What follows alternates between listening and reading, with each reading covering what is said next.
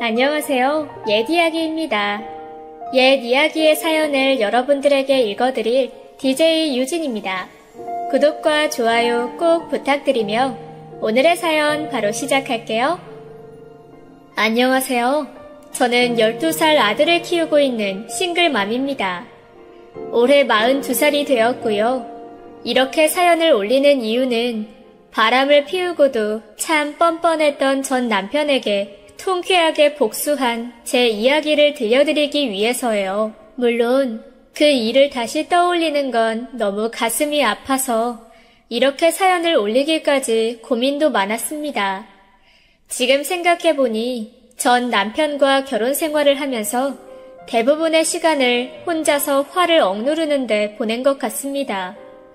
애써 평정심을 유지하려고 노력한 날도 많고요. 제가 참 가여울 만큼 많이 참고 살았습니다. 그러나 문제를 외면한다고 그 문제가 사라지나요? 혹시라도 저처럼 남편의 문제를 참고 견디는 분이 있으실 것 같아서 저도 용기를 내 몇 줄 적어봅니다. 돌아보면 저는 단란하고 화목한 가정을 꿈꿨던 평범한 미혼 직장인이었습니다. 저희 부모님처럼 살고 싶었어요. 부모님이 사이가 참 좋으시거든요. 친구들의 이야기를 들어보면 권력관계처럼 부모님 중 한쪽이 주도권을 가진 집이 많은데 저희 집은 그렇지 않았어요. 물질적으로 넉넉한 집은 아니었지만 언제나 사이좋은 남매처럼 서로 배려하고 양보하고 크고 작은 일도 서로 터놓고 의견을 나누시고 그렇게 3남매를 키우셨거든요. 그래서 어렸을 때부터 나중에 커서 결혼하면 부모님처럼 화기애애하고 단란한 가정을 꾸리는 게 소원이었어요. 이렇게 TV에서나 나올 법한 불륜에 휘말리게 될 거라고는 꿈에도 생각지 못했죠. 전 남편은 친목 모임에 지인이 소개해줬어요. 당시 저는 전문대를 졸업하고 한 중소기업에서 격리 업무를 하며 직장 생활을 했고요. 회사 규모가 작은 편이라 직원들 급여나 세금 계산서 같은 격리 업무 외에도 대표 전화를 받고 손님 응대하고 커피 대접하고 사무실 하자보수 같은 거 관리하고 그런 자질구레한 일까지 모두 제 몫이었어요. 심지어 신입사원이 들어오면 회사에서 지켜야 할 전반적인 예절을 교육하는 일까지 맡게 되었죠. 처음에는 잡일이 많아서 힘들었어요. 격리 업무보다 잡일이 더 많은 것 같아서 회사를 그만둬야 하나 고민도 했는데 다니다 보니 그 외에 다른 좋은 면도 보이더라고요. 관리부에는 직원이 저 혼자라 옆에서 누가 이래라 저래라 지시하는 사람도 없고 칼퇴가 가능했고 사장이 직원들 생일과 연말에는 보너스를 챙겨줘서 그런 거 보면서 7년 가까이 다녔죠. 직원 복지로 매달 헬스장 이용도 가능한 터라 운동도 시작했어요. 당시에는 퇴근하고 운동하는 게 하나의 낙이었답니다. 오래 다니다 보니까 하나 둘 친한 사람도 생겼고 저까지 포함해서 넷이서 친목계까지 만들었어요. 그중 지연 언니라고 있었는데 겉보기에는 저랑 나이대가 비슷한 또래처럼 보였지만 알고 보면 우리 넷 중에 가장 나이도 많고 결혼도 일찍 해서 이미 결혼한 지 10년이 훨씬 넘었다고 했어요. 그 언니를 보면 정말 나이는 숫자에 불과했어요. 운동도 우리 중에서 제일 열심히 했고 센스도 좋아서 옷도 모델같이 입고 다니고 그랬거든요.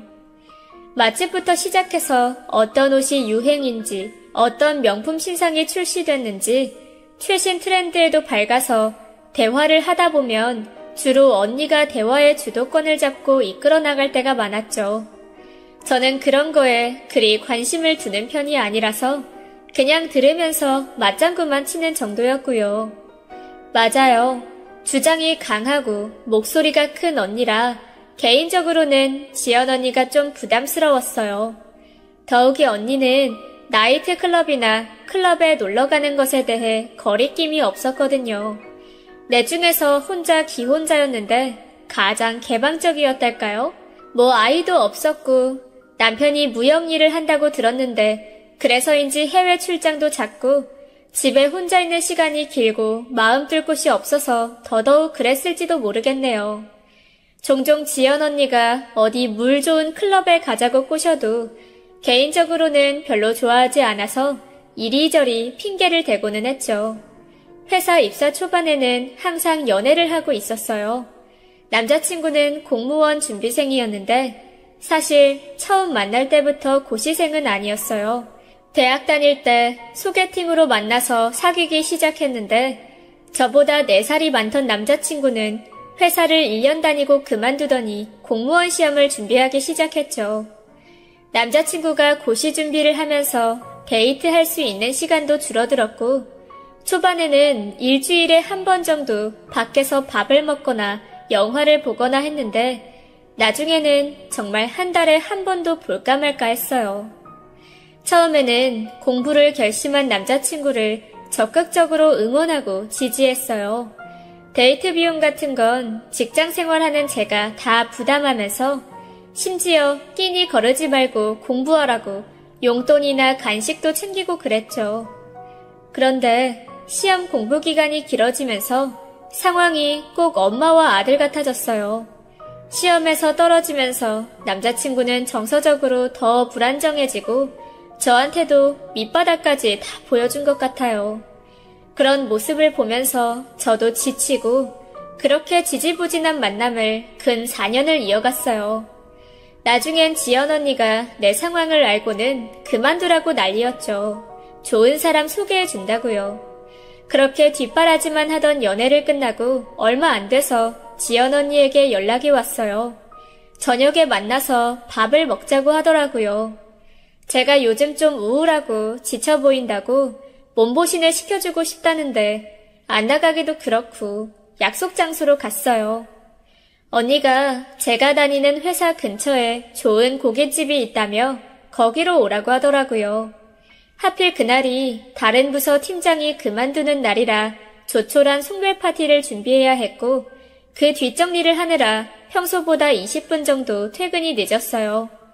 금요일 저녁이라 거리에는 차도 많고 사람도 많았죠.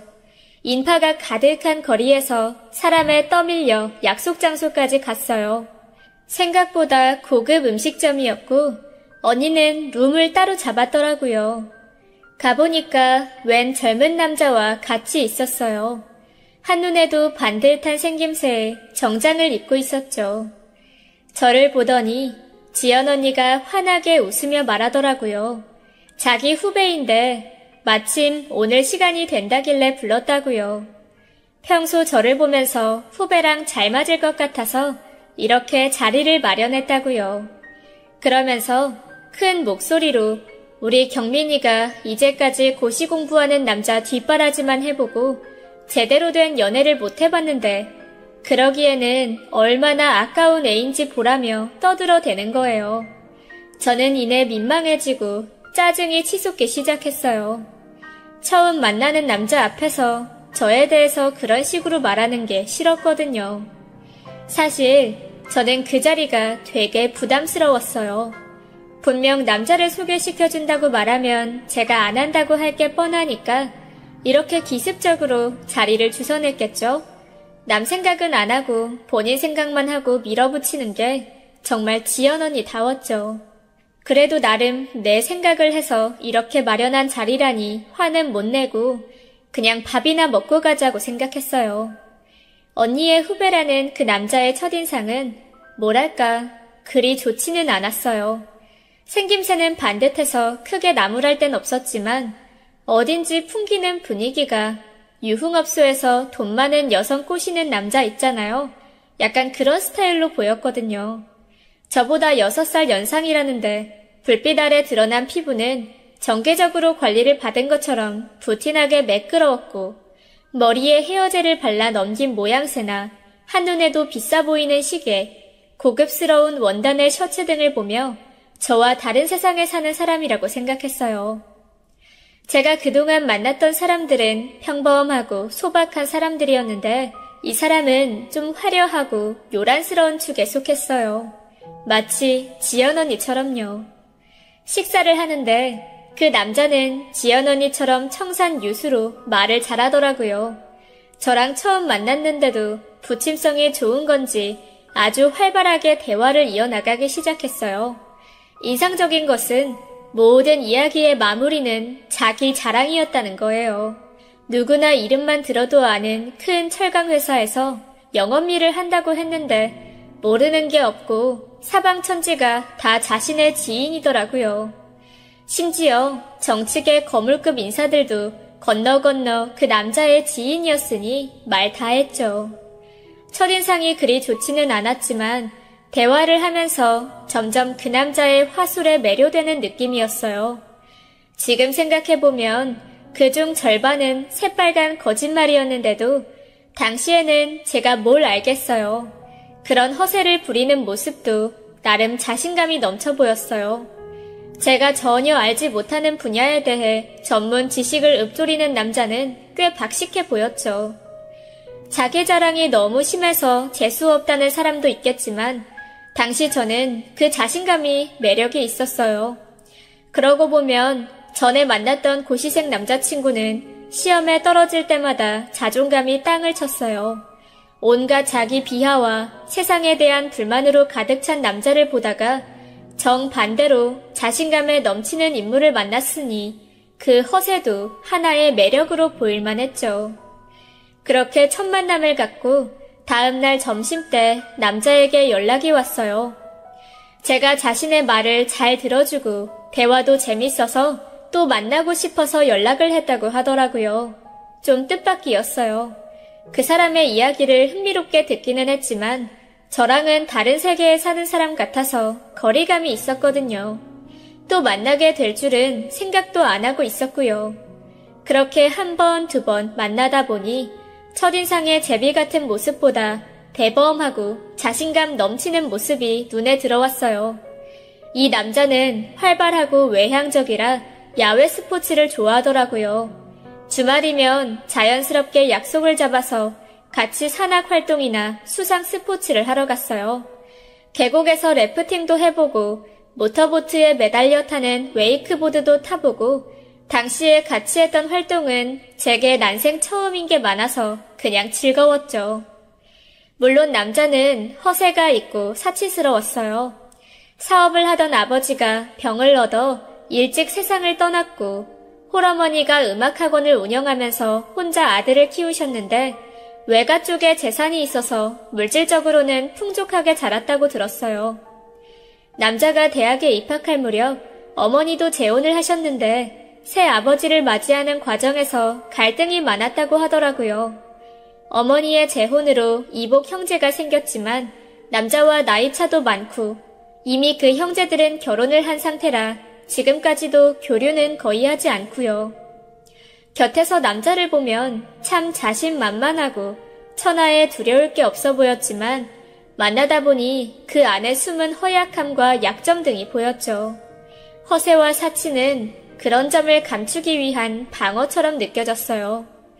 어렸을 때 남자의 어머니는 늘 학원 운영으로 바쁘셨지만 그 대신 최고급 환경에서 아들을 키우신 것 같더라고요. 그 옛날의 사교육도 안 받아본 게 없더라고요. 얘기를 들으면서 깜짝 놀랐어요. 방과 후에는 학원으로, 과외로 눈코 뜰 새 없이 바쁘게 살았지만 아들의 성적은 늘 엄마의 기대에 못 미쳤던 것 같아요. 남자의 어머니는 아들의 성적이 썩 좋지 않자 미국으로 유학을 보냈대요. 16살에 혼자서 미국 뉴저지로 유학을 간 남자는 한 달 만에 다시 한국으로 돌아왔어요. 가서 우울증과 불안에 시달리다가 학교에서 심리 검사를 받은 뒤 학교 의원회의 결정으로 다시 귀국 조치가 되었다고요. 남자는 이 이야기를 털어놓으며 당시 한국으로 돌아가는 비행기 안에서 느꼈던 자괴감, 자기 혐오에 대해서 털어놓았어요. 겉으로는 참 물질적으로 풍요로운 집에서 잘 자란 것 같은데 얘기를 들어보면 저는 상대적으로 정말 행복한 가정에서 자란 거였죠. 저는 3남매의 둘째인데 부모님이 공부를 강요하는 스타일도 아니었고요.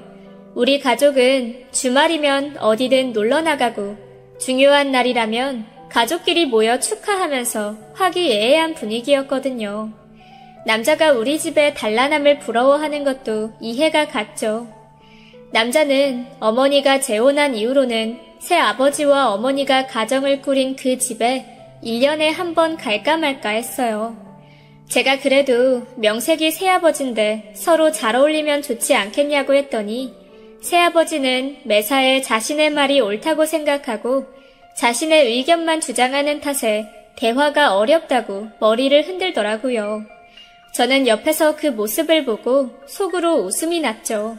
남자 역시 매사에 자신의 말이 다 옳다고 우기는 유형이었거든요. 남자가 발견한 새아버지의 가장 싫은 모습이 알고 보면 자신의 모습인데 말하지는 않았지만 정말 아이러니했죠. 그렇게 서로를 알아가면서 1년 반의 시간이 흘렀고 남자는 제게 비밀을 털어놓았어요. 사실은 과거에 결혼을 한 번 했다가 이혼을 했다고요. 대학 때부터 8년 넘게 만난 여자와 결혼을 했는데 알고 보니 여자가 양다리 생활을 하고 있었다고요. 여자는 회사에 입사하면서 직장에서 만난 상사와 불륜 관계를 맺고 있었는데 이 남자와 결혼을 한 이후에도 그 관계를 유지했다고 해요.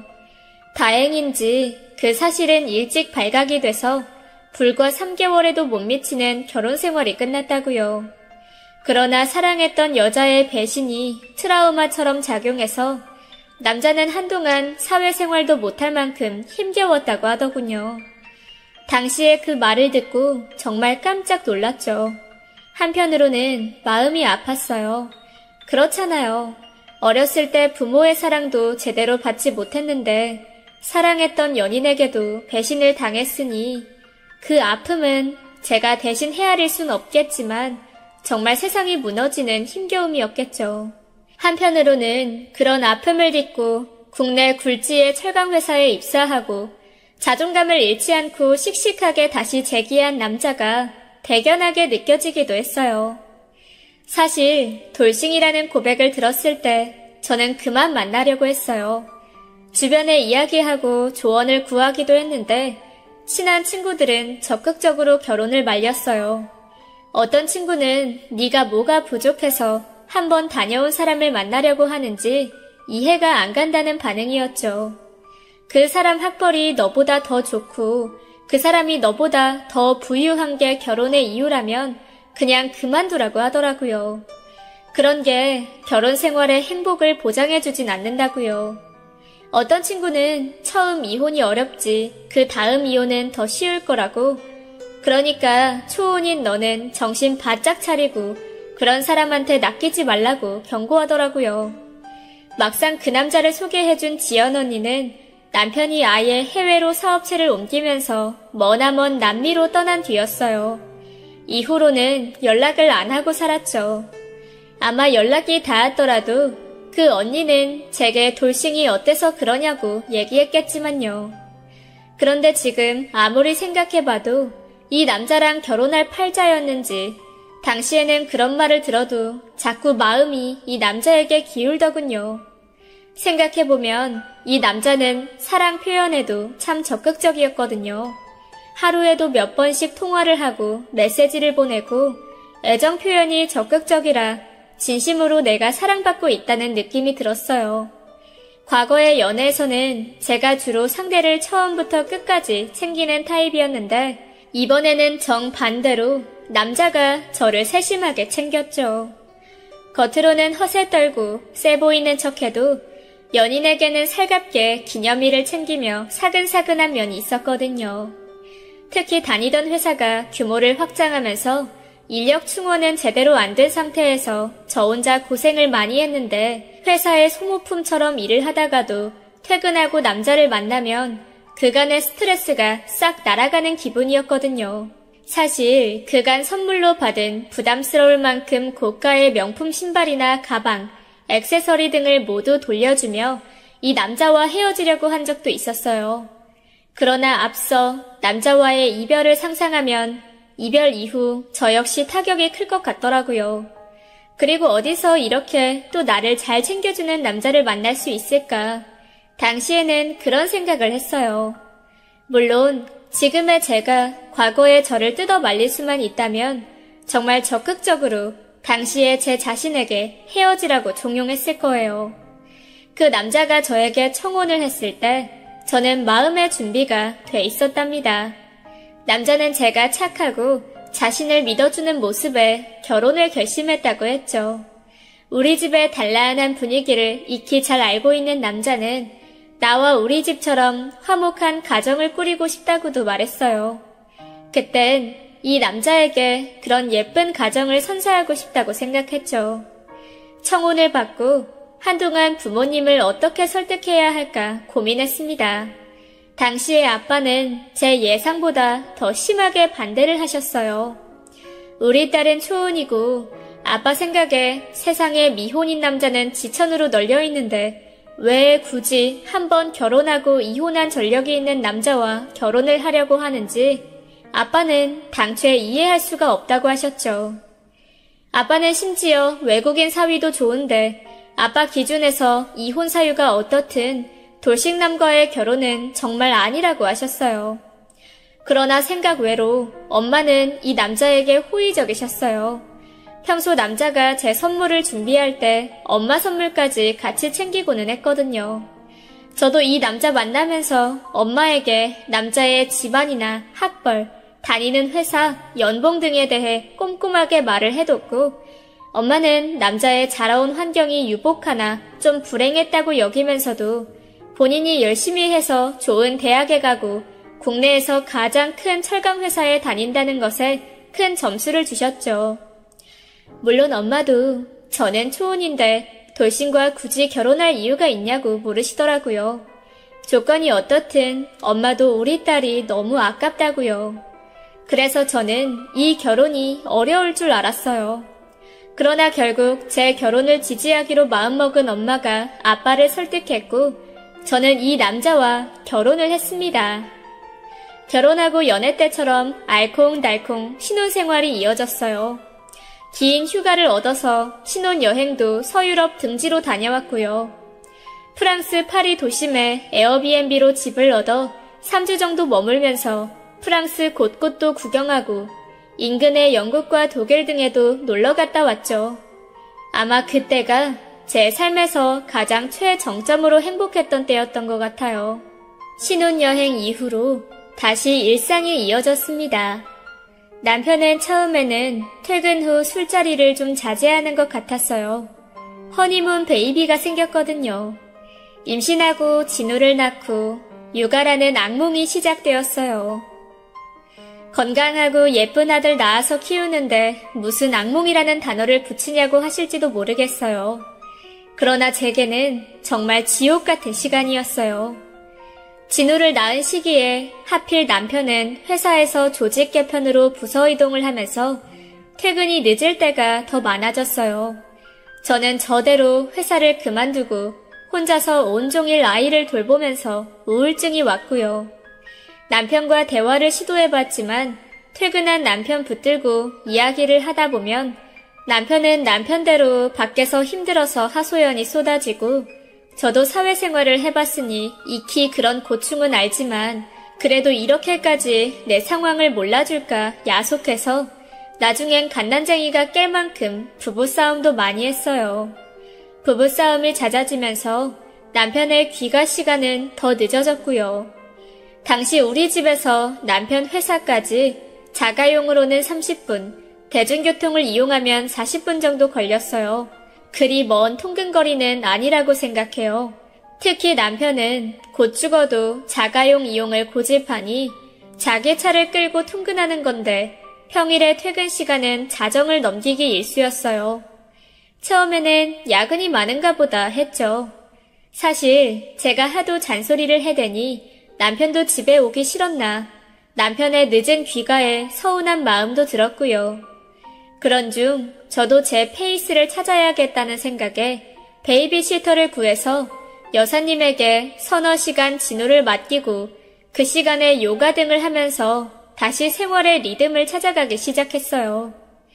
그런데 어느 날 세탁기를 돌리려는데 빨래 바구니에 던져진 남편 와이셔츠에서 향수 냄새가 진하게 나더라고요.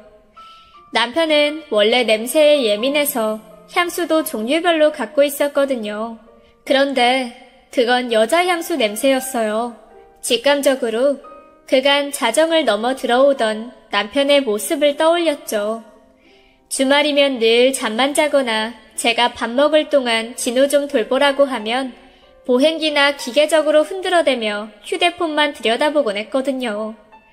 최근 주말에는 진우도 자처해서 먼저 돌보고 사람이 더 밝아졌달까? 활기가 넘쳤던 게 생각났어요. 그날 귀가한 남편에게 향수 냄새의 정체를 물었더니 뜻밖의 대답이 돌아왔어요. 아주 뻔뻔하게 남편이 이렇게 말했죠. 당신 나 접대 다니는 거 몰랐구나. 영업에선 거래처 접대가 필수야. 내가 전에도 얘기했던 것 같은데. 물론 남편이 영업직이고 한때는 회사에서 상위 5%에 드는 영업 VIP로 선정될 만큼 영업 실력이 좋았던 것도 잘 알고 있어요. 남편이 그때 회사에서 받은 트로피와 황금 거북이도 집 거실장에 자랑스럽게 놓여있거든요. 제가 기억하기로는 당시에 남편은 진짜 실력이 좋은 사람은 접대 없이도 거래처와 실적을 쌓을 수 있다고 말했어요. 아주 자랑스럽게 본인이 바로 그런 케이스라고 했죠.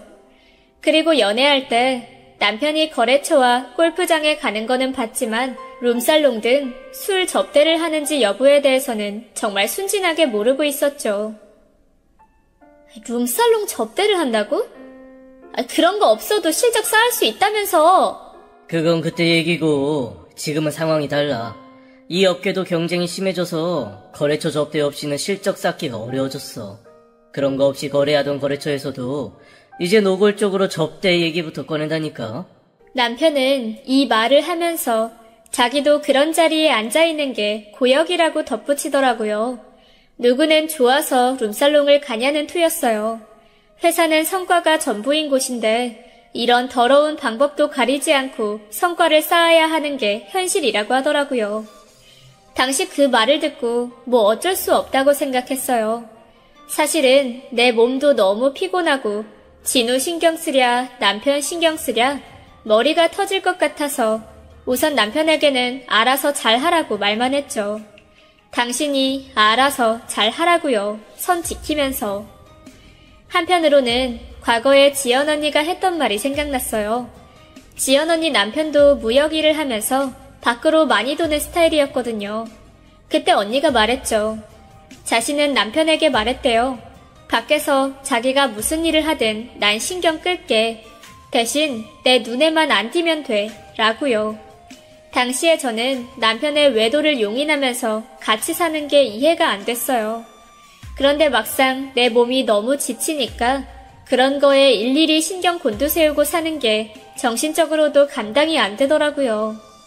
다행히 와이셔츠 향수 사건 이후로는 또 집안이 잠잠해졌어요. 남편이 의식적으로 조심을 했는지 어떤지는 모르겠지만 듣기로는 새로 개편된 부서 일에도 좀 적응이 되었고 인력도 충원해서 덜 바쁘다며 정시 퇴근하는 시간도 늘었고요. 그렇게 삶이 안정적으로 흐르는 듯 보였죠. 그런데 진우가 만 2돌 될 무렵 남편이 자기 회사를 차리겠다고 선언했어요. 아무래도 새로운 부서 개편 이후로 하던 일도 바뀌고 거기에 적응하며 몇 년을 다녀봤지만 힘들다고 토로하더라고요. 들어보니 기존의 영업 업무에서 기획 전략 업무를 확대했는데 시간당 쳐내야 할 업무량도 너무 많고 이제는 회사를 나와서 개인 회사를 세우고 싶다고 하더라고요. 한편으로는 새로운 실장이 영입됐는데 실장이 전 회사에서 데려온 직원들이 아무래도 더 좋은 인사평가를 받는 것 같아서 억울하다는 말도 하더라고요. 당신도 이 차장 알지? 그 사람 진짜 일 잘했는데. 지난달에 그만둔 거 다 실장이 압력 넣어서 그래. 차장이 바른말 잘하는 스타일인데 뭔가 실장한테 밉보인 것 같아. 실장이 윗선에 뭘 이간질했는지 이 차장이 갑자기 지방에 있는 계열사로 발령받았거든. 그것도 하던 일과 아무런 관계없는 업무로. 그래서 그만둔 거야. 나도 여기 오래 있다가 언제 그 짓을 당할지 모른다고. 남편은 본인도 회사에서 최선을 다했고 언제까지 월급쟁이로만 살 수는 없는 노릇이라며 지금이 자신이 회사를 세우기 좋은 때인 것 같다고 하더라고요.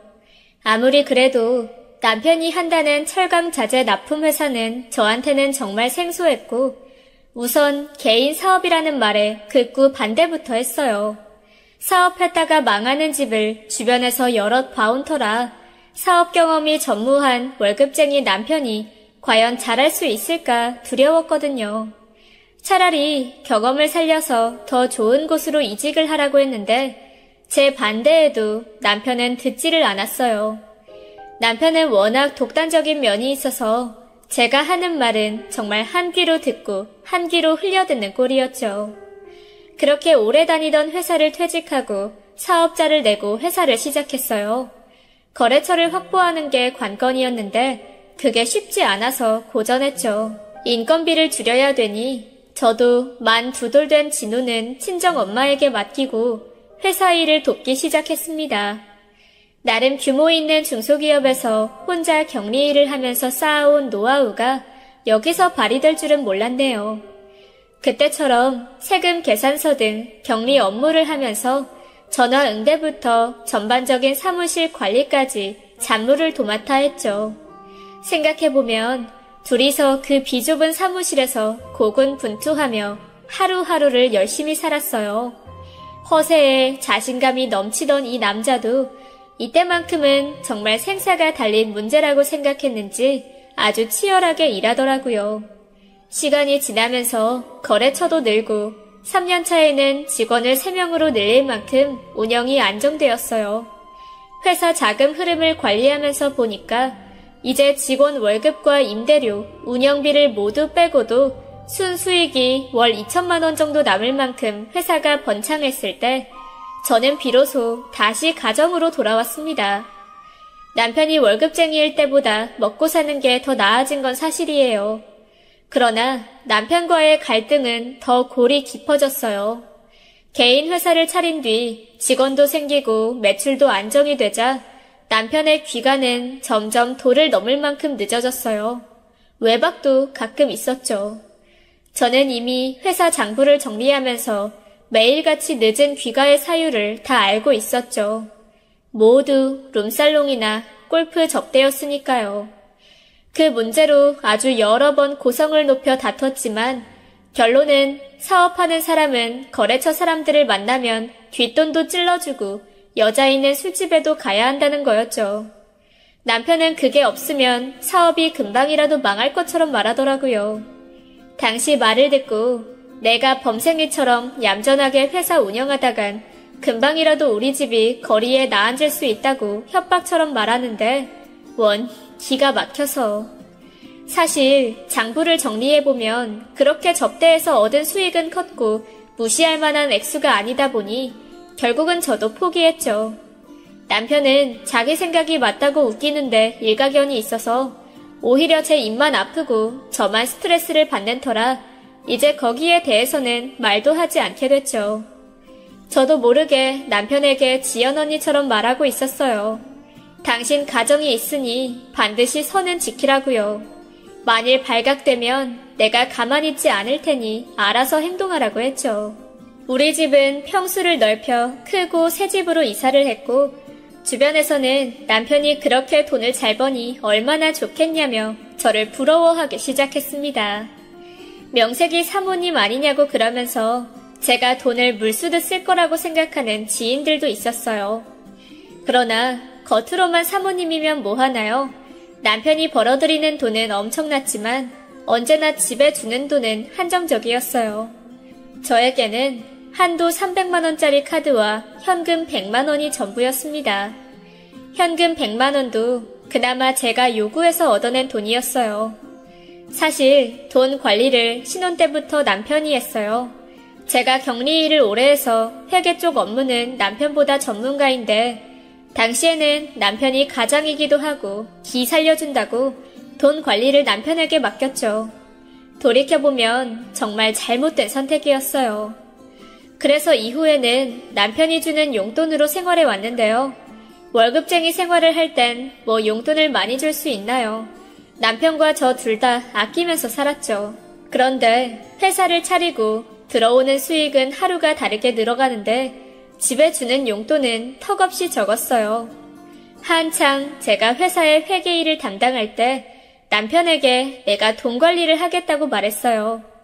회사에서 밖으로 나가는 접대비 비중이 너무 큰 것 같고 우리 집 역시 진우 교육비도 그렇고 전반적인 재정 관리에 대해서 생각해 볼 필요가 있다고요. 내가 당신보다 회계에 대해서는 더 잘 알고 있으니 이제부터 내가 돈 관리를 하는 편이 더 좋겠다고 말했죠. 그러나 정말 쇠기에 경일기였어요. 남편은 당신이 회계 전문가라면 나는 철강 업계의 전문가고 거기에 따르는 접대도 내가 다 알아서 하는 일이니 간섭하지 말라는 기조였죠. 집에 주는 용돈의 경우 정 부족하면 현금을 별도로 100만 원을 더 주겠다고 하더군요. 사실 저는 사치하는 타입이 못 돼요. 오히려 뭐든 절약하는 편이고요. 남편은 어렸을 때부터 청바지 하나도 명품 브랜드를 사 입었더라고요. 하물며 양말까지요. 남편도 진우 태어나고 새 회사를 차릴 때까지만 해도 사치를 자제하고 아끼는 듯 보이더니 현재 벌이가 좋다 보니 과거의 버릇이 부활한 것 같아요. 그래서 남편은 다시 모든 명품으로 치장하며 살았어요. 저도 거기에 맞서서 비싼 물건을 카드로 긁으며 살면 차라리 스트레스라도 안 받을 것 같은데 사실 이성적으로 생각하면 그렇게 비싼 물건이 왜 필요한지 모르겠어요. 왜 굳이 명품 브랜드 양말을 신어야 하고 명품 청바지가 왜 좋은지 잘 모르겠더라고요. 그 돈만 있으면 차라리 저축해서 다른 좋은 일에 쓰는 게 제 성향이에요. 그래서 남편이 뭘 사든 신경을 끄고 저는 저대로 진우에게 지금 형편에서 가장 좋은 거 먹이고 입히는 거에 집중하면서 살았죠. 막상 가을에 가디건 한 장이 필요해서 쇼핑몰에 갔다가도 3만 원 하는 가디건 한 장도 만지작거리다가 그냥 내려놓고 돌아서는 저를 볼 때면 왜 이러고 사냐 그런 한탄도 했어요. 사실 옷을 도로 내려놓은 이유는 남편 휴대폰으로 카드 알림 메시지가 뜰 텐데 그게 너무 싫었거든요. 왜 내가 필요한 물건을 사는 것도 이렇게 눈치를 봐야 하는지 제가 참 한심스러울 때도 많았어요.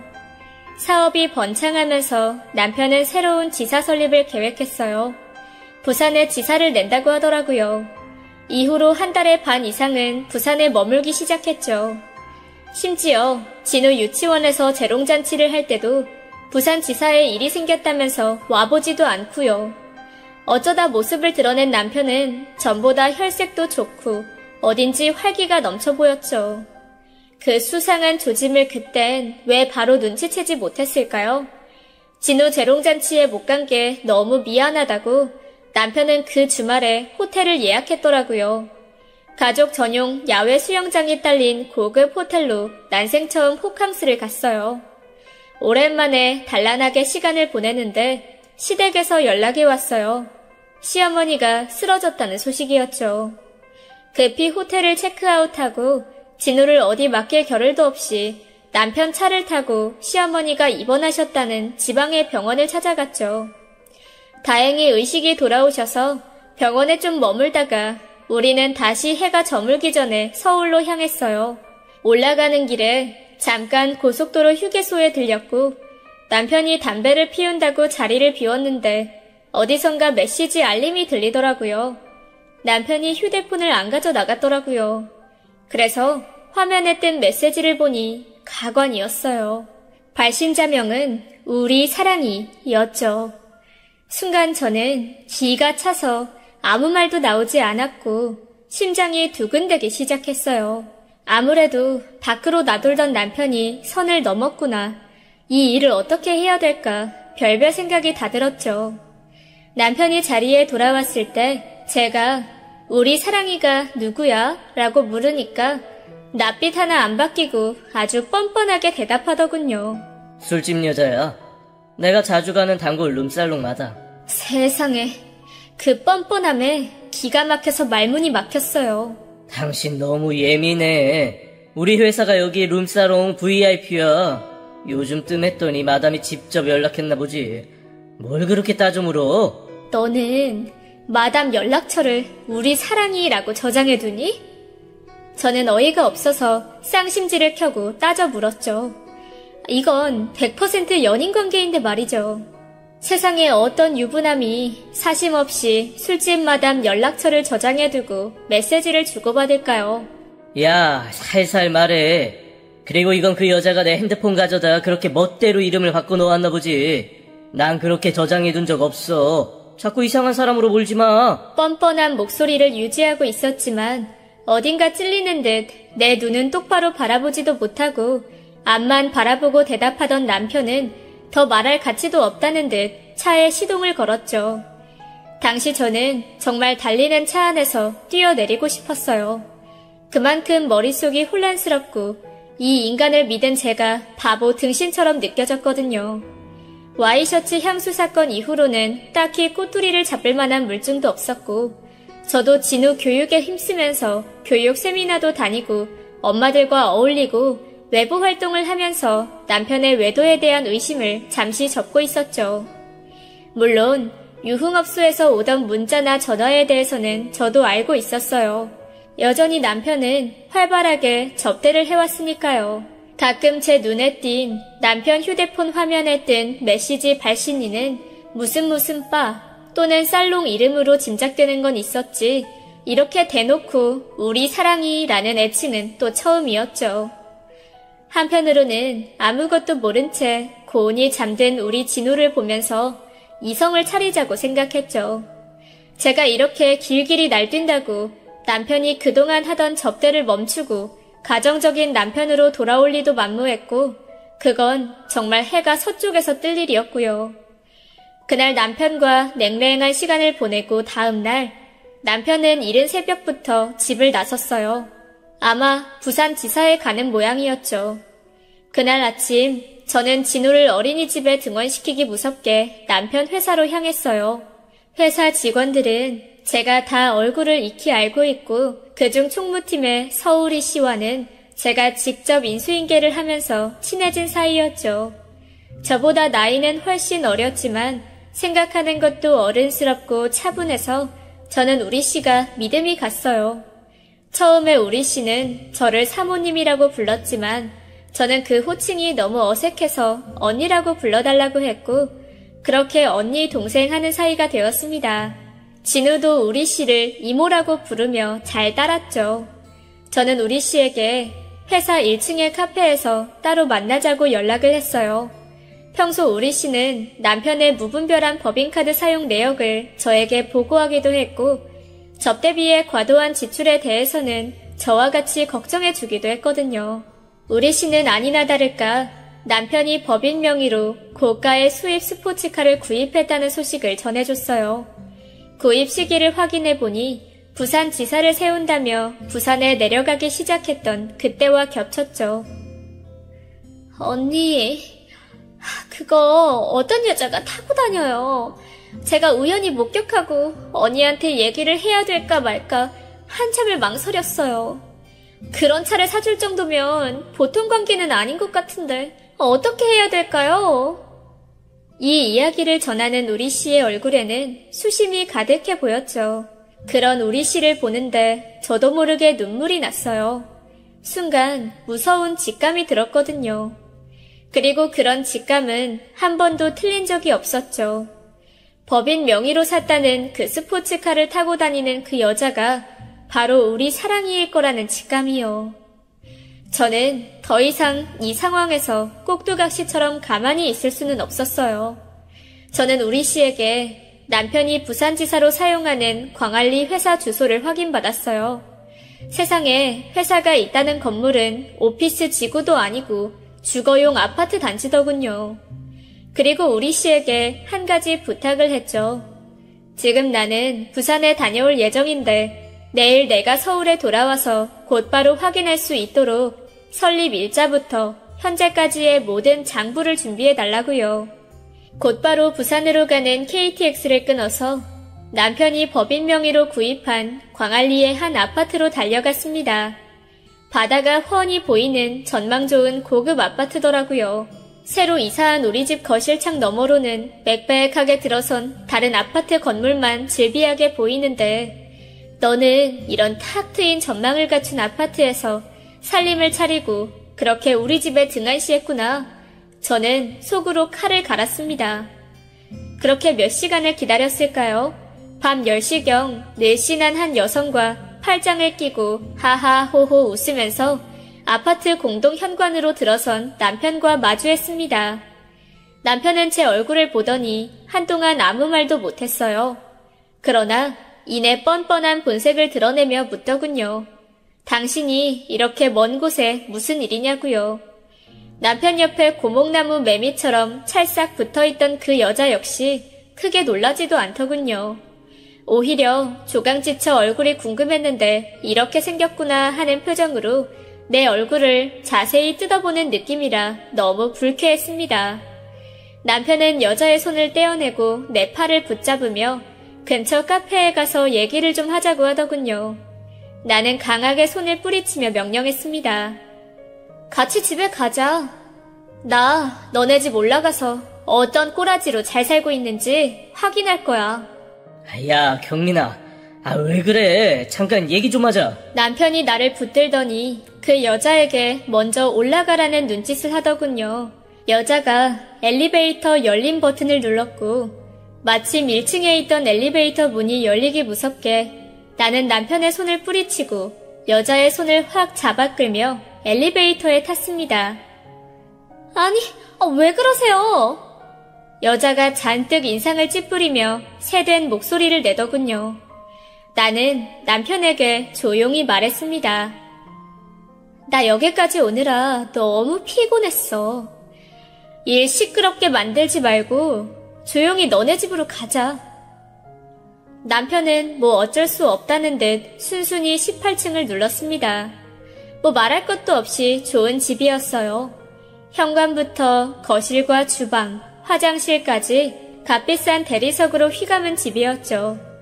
80인치는 좋게 돼 보이는 TV부터 내가 고민만 하다가 예산을 생각하여 구입을 포기했던 고급 수입 소파 세트와 그 외 가구들이 시선을 사로잡았어요. 그리고 드넓은 거실창 너머로 보이는 휘황찬란한 광안리 바다의 아름다운 밤 풍경이 고고하게 그 자리에 있었죠.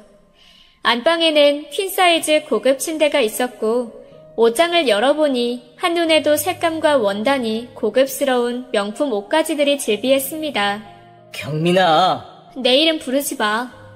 저는 차분히 대답했습니다. 네가 원하면 우리 이혼하자. 이렇게 된 마당에 나도 다 인정할게. 우리 가족을 그동안 기만해온 남편의 행동에 대해서 믿기지 않을 만큼 으리으리한 고급 아파트와 내연녀의 존재에 대해서 막상 두 눈으로 확인하고 나니 머릿속이 하얘지지도 않고 눈물도 나지 않고 오히려 담담했습니다. 이미 우리 사랑이라는 메시지를 본 순간 어쩌면 나는 모든 결과에 대한 마음의 준비를 했던 것인지도 모릅니다. 그런데 남편 곁에서 여전히 고목나무 매미처럼 붙어있던 그 여자가 오히려 내 담담한 표정을 보고 웃더라고요. 그리곤 남편에게 귓속말을 했습니다. 나는 그런 두 사람을 물끄러미 지켜봤어요. 그렇게 격없이 사람 앞에 세워놓고 귓속말 하지 마세요. 이렇게 기본 인성이 안 된 여자랑 살림이나 차리고. 너도 참 한심한 인생이다. 뭐요? 여자는 눈이 컸는데 두 눈을 부릅뜨자 정말 안구가 밖으로 튀어나올 것 같아서 무섭더라고요. 난 곱게 이혼 못 해주겠어. 일단 갈 테니까 서울에서 만나. 저는 집을 나왔습니다. 현관이 닫히기 전 이런 소리를 들은 것 같아요. 뭐야? 저게 뭐라는 거야? 고목나무 옆 매미가 짓거리는 소리였습니다. 서울로 돌아와서 다음날 우리 씨에게 전화를 걸었어요. 모든 직원이 퇴근한 저녁 시간 빈 사무실에서 우리 씨를 만났습니다. 우리 씨는 내가 요청한 것처럼 만반의 준비를 다 해놓고 나를 기다리고 있었죠. 그런 우리 씨를 보자 나도 모르게 눈물이 났지만 입술을 깨물었습니다. 여기서 마음이 약해지면 나만 손해라는 그런 생각이 들었거든요. 그리고 차근히 장부를 확인했어요. 회사 설립 이후로 사용한 지난 법인카드 내역을 모두 꼼꼼하게 확인했죠. 모두를 확인하는데 근 3일이 걸렸지만 옆에서 우리 씨가 같이 도와줘서 확인하는 일은 생각보다 빨리 끝났습니다. 지난 2년여 가까이 용역비 형태로 다달이 500만 원이 한 여자 앞으로 지급되고 있었죠. 나아가 그 아파트 월세 200만 원도 매달 법인카드로 지불되고 있었고요. 게다가 허위 세금 계산서로 세금 포탈도 이뤄지고 있었어요. 언니도 아시죠? 법인카드를 업무 외 용도로 사용하는 건 업무상 횡령죄라서 분명 처벌받을 거예요. 우리 씨는 이 일은 반드시 형사처벌을 받아야 한다고 강조했어요. 저도 같은 생각이었습니다. 사전에 변호사를 통해 어떻게 남편을 형사 고발할 수 있을지 법적으로 꼼꼼하게 검토했어요. 나아가 이혼 소송에 대해서도 상담을 받았습니다. 그리고 남편에게 연락해 이혼을 통보했어요. 이미 남편은 내가 이렇게 세밀한 조사를 했을 줄이야 꿈에도 몰랐겠죠. 나한테는 관심이 워낙 없던 터라 내가 자신의 회사 총무팀 직원과 절친하다는 것도 몰랐을 거고요. 어쩐 일로 당신이 이런 반가운 소식을 전하냐는 말투로 남편은 이혼 소식을 반기는 듯 했습니다. 아주 순순히 이혼하겠다고 하더군요. 내가 당신 재산 파악 좀 해봤는데 당신 대단하더라. 진짜 능력 있는 남자야. 나 그동안 당신한테 용돈 받고 눈치 보며 돈 쓰느라 그렇게 재산이 많은 줄은 꿈에도 몰랐네. 나랑 이혼하려면 위자료로 30억 요구할게. 이거 딱 당신 재산의 반이야. 뭐? 그 뻔뻔한 남편도 기가 찬지 잠시 말을 멈췄습니다. 진우 생각해서 위자료 3억에 양육비 매달 150만 원 줄게. 당신 지금 나랑 장난하니? 이혼이 애들 소꿉장난인 줄 아나 보네? 내가 위자료에 정신적인 피해보상금 추가로 청구 안 한 것만 해도 고맙게 생각해. 재산 절반, 30억 원으로 협의 안 되면 당신이 지금껏 한 공금 횡령, 세금 포탈 증거자료를 모두 고발할 거야. 그리고 남편에게 횡령에 대한 증빙자료 사진을 몇 장 보냈습니다. 그래도 남편은 눈 하나 까딱 안 하는 것 같더라고요. 그러나 제가 잘 알고 있죠. 허울만 좋고 실속 없는 이 사람, 온갖 허세로 내면의 약점을 숨겨온 이 사람, 지금 속으로는 아주 벌벌 떨고 있을지도 모릅니다. 무슨 배짱인지 남편은 끝까지 마음대로 하라고 당당하게 나오더군요. 옆에 사랑이라는 여자가 있어서 세상 무서운 줄 몰랐던 걸까요? 저는 그 길로 바로 모든 증거자료를 경찰과 국세청에 제출했습니다. 법인카드 무단 사용을 비롯해 차명 계좌 이용 등 남편의 고의적인 세금 포탈 행위는 형사처벌건이었습니다. 10년 이하의 징역에 처해질 수도 있는 중죄였죠. 본격적인 경찰 수사가 들어가고 회사는 압류수색을 받았어요. 남편은 회사의 기밀 서류를 함부로 열람했다며 저와 서울이 씨를 공동 고소하겠다고 펄펄 뛰었지만 결국 그는 수사 과정에서 자신의 모든 혐의를 인정했습니다. 저는 변호사와 논의 끝에 남편을 피고 1, 상간녀를 피고 2로 지목해 위자료 청구 소송을 했어요. 참 길고 지지부진한 법정 싸움 끝에 마침내 제가 승소했고 위자료를 두둑하게 받게 되었습니다. 물론 재산 분할도 잘 끝마쳤고요. 꽤나 많이요. 제가 남편 회사 창립 멤버이기에 재산을 형성하는데 제 기여도가 컸다고 하더라고요. 이혼 후 남편은 형사처벌에서 보석금을 내고 풀려났다고 들었습니다. 아마 그는 재기를 꿈꿨겠지만 워낙 방만했던 경영은 오래가지 못했습니다. 김영란법이 시행되면서 사기업에 대한 회사 감사도 강화되고 실력이 아니라 접대로 성공한 남편의 회사는 결국 문을 닫게 되었습니다. 참, 저를 적극적으로 도왔던 우리 씨는 어떻게 되었냐고요? 저와 여전히 돈독하게 지내고 있어요. 그 회사를 나와 더 좋은 회사로 이직해 회사 생활을 하고 있고요. 남편처럼 악연 같은 연이 있는가 하면 이렇게 어려울 때 힘이 되어준 고마운 인연도 있네요. 가정을 나몰라라 하고 내 연녀에게 아낌없이 투자하며 뻔뻔하기 이를 데 없던 허세 좋은 전 남편은 합당한 벌을 받았다고 생각합니다. 제 아무리 허울이 좋아도 속이 텅 빈 껍데기 같다면 결코 오래가지 못한다는 교훈을 얻었죠. 우리 진우도 내실이 강한 아이로 키울 겁니다. 지금까지 제 긴 이야기를 들어주셔서 감사합니다. 지금까지 옛이야기였습니다. 끝까지 함께 해주신 여러분 진심으로 감사드리며 저는 내일 이 시간 다시 돌아올게요. 감사합니다.